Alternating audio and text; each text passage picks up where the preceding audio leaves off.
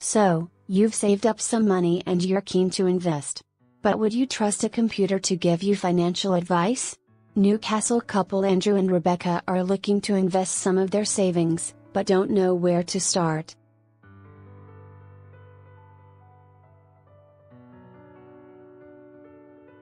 We're looking to invest to boost our savings and lifestyle. We'd like to boost our capacity for generosity and also to purchase some land, Andrew said.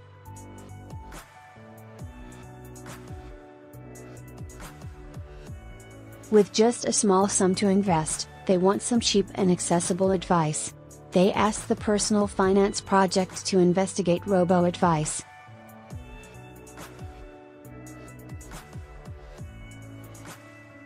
Do you have a question about money? Tell us what you would like us to answer, and if your question is chosen, we'll investigate what's robo-advice. Robo-advisors are essentially complex software programs that use algorithms to automatically perform many investment tasks done by a human financial advisor.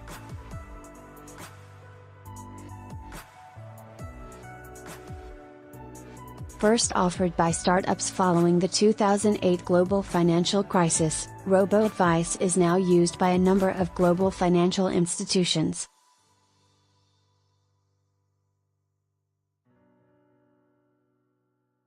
Pure robo-advice companies usually invest in passive investments like exchange-traded funds, ETFs, but some companies offer just general advice or a hybrid model using computer software combined with a human financial planner.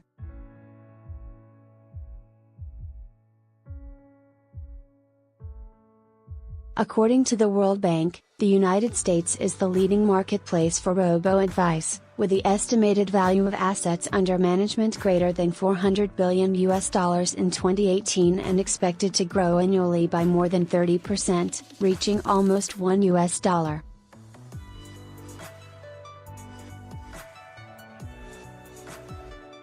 $5 trillion by 2023.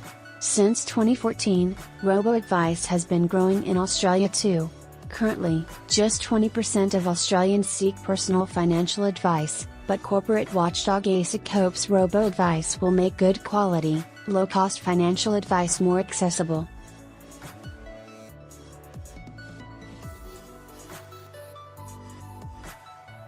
Robo-advice is a solid middle ground between do-it-yourself investing and engaging a financial planner, the Motley Fool's Chief Investment Officer Scott Phillips said.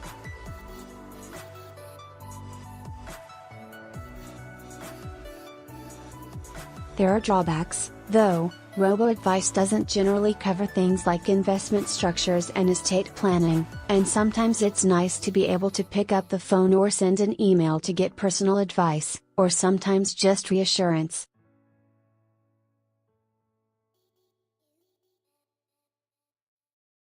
How does it work? After filling out a questionnaire with your personal information, investment goals and risk tolerance, a robo-advisor will create an individualized portfolio for you.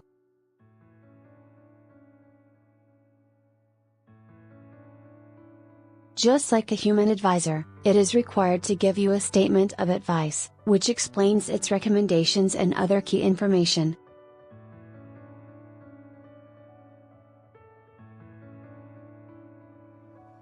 The robo-advisor will then manage your portfolio, doing things like rebalancing it when necessary and executing trades.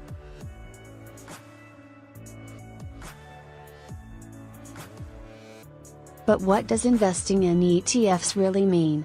Mr. Phillips said it was a way to invest in a managed fund that's listed on a stock exchange, such as the ASX.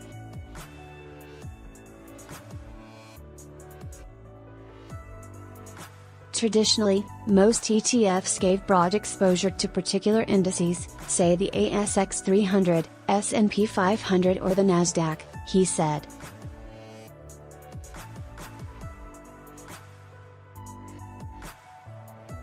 But it can be any fund with any strategy objective. They can also give access to any investment, risky or conservative, like technology, oil, currencies or property.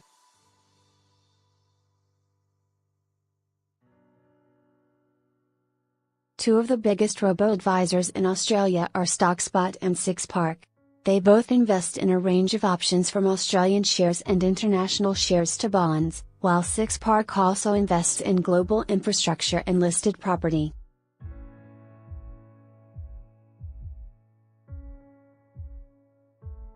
We invest in carefully selected ETFs that reflect a client's recommended investment strategy, SixPark's chief executive Pat Garrett said.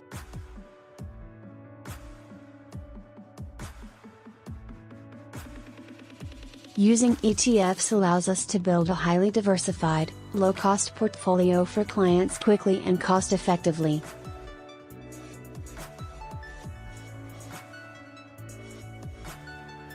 Our investment advisory committee puts a lot of time into reviewing and assessing the marketplace, considering factors such as fund size, liquidity, tracking error and relative costs.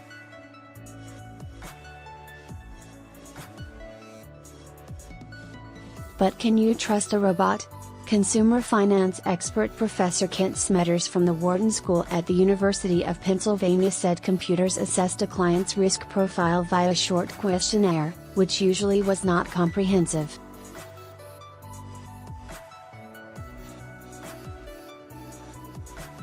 Their investment advice itself is based on risk tolerance, which is well known not to be a useful metric, instead of actual risk capacity, he said.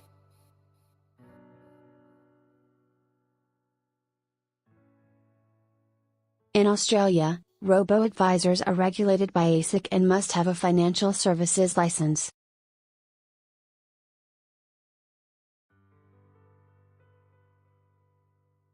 They also have a fiduciary duty to act in the best interest of their clients. But many of us would still prefer human advice over automated financial advice, according to a 2017 CIRO study.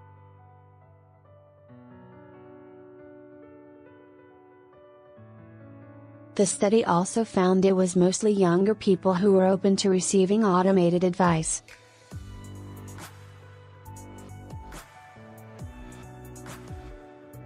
StockSpot and SixPark said their clients were a variety of ages, but for both, the majority were under 45 years old.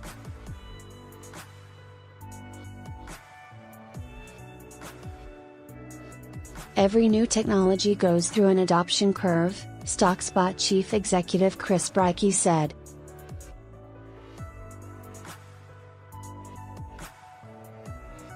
He pointed to the initial skepticism regarding online shopping or other digital services which are now a part of everyday life.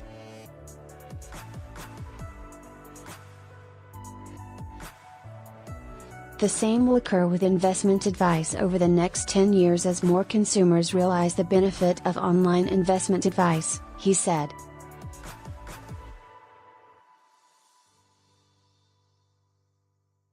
Mr. Garrett said there was an important human element to what we do, including a great team accessible to clients at any time.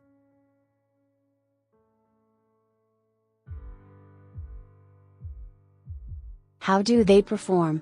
Historically, returns on ETFs are lower than the results of the best performing individual stocks.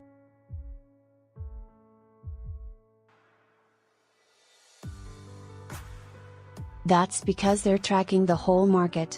StockSpot said in the past year, it has provided returns of between 6.82% and 8.65% across its portfolios. These figures include dividends and fees.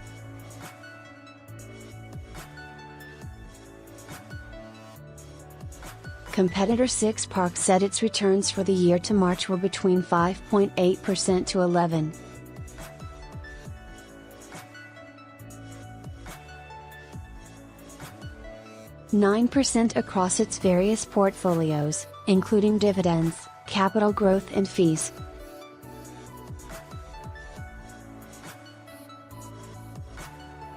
Compared to picking stocks or paying an active fund manager, low-cost ETFs have a more reliable track record of generating returns while reducing risk with diversification, Mr. Brickey said.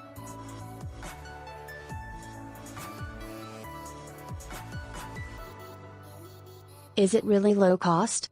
You might be charged a fee for service, a subscription fee for ongoing services, or a percentage based on the money you invest.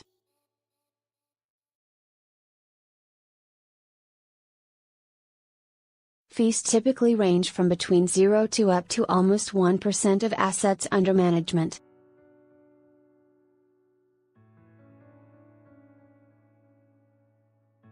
That compares to an average upfront fee for a human financial planner, which is about $2,500, or $3,500 per annum if you have an ongoing relationship with the advisor, according to the Financial Planning Association, FPA.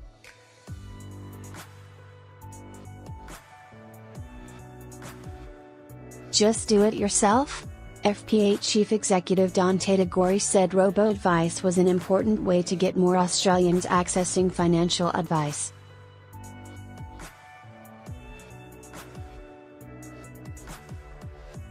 But he said currently robo-advisors only offered product selection and investing.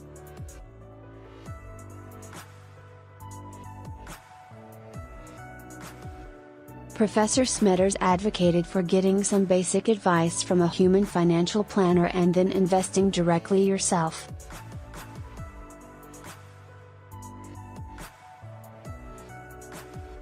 I am not a fan of robo-advisors, he said.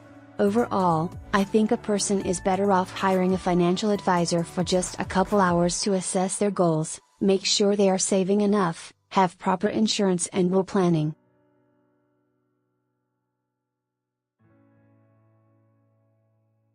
Then, opening a low-cost investment account on their own. But Mr. Phillips warned many people did not have the expertise or time to monitor and change their investments over time.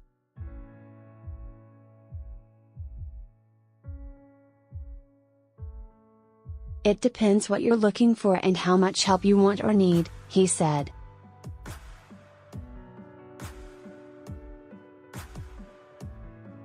Contact Emily Stewart,